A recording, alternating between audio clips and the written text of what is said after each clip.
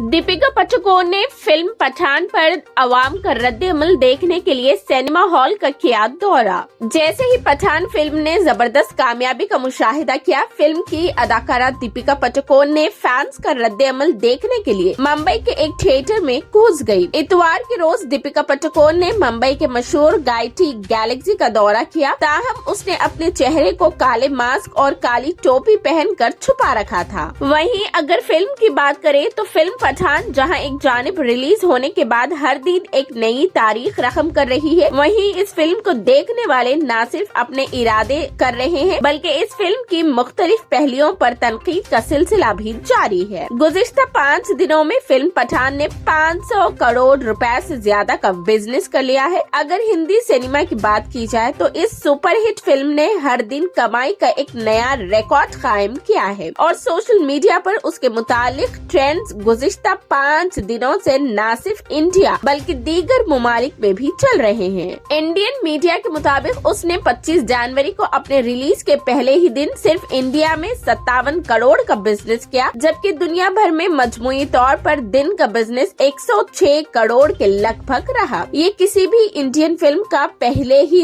दिन कमाई का सबसे बड़ा रिकॉर्ड कायम हो गया। इस फिल्म की रिलीज के दूसरे दिन इंडिया में यौम जमहूरिया की मुनासिबत से आम तातील का दिन था, मगर उस दिन भी फिल्म ने सिर्फ इंडिया में 70 करोड़ की कमाई की, जबकि दूसरे रोज की मजमूई कमाई भी 100 करोड़ रुपए से ज्यादा रही। बॉलीवुड हंगामा के मुताबिक पठान ने 5 दिनों में इंडिया से 340 करोड़ जबकि बाकी दुनिया से 195 करोड़ रुपए की कमाई की है, जिसके बाद 5 दिनों की मजमूई कमाई 535 करोड़ बनती है। इस फिल्म में शाहरुख खान ने एक साबिक राके एजेंट का किरदार निभाया है, जबकि अदाकारा दीपिका पादुकोण ने साबिक ISI एजेंट का किरदार अदा किया है। जहां इस फिल्म की दीगर पहलुओं पर बात हो रही है, वहीं इंडिया में ISI भी टॉप ट्रेंड्स में है और बेशतर इंडियन सारिफीन ये शिकायत कर रहे हैं पठान में पाकिस्तानी इंटेलिजेंस सर्विस ISI के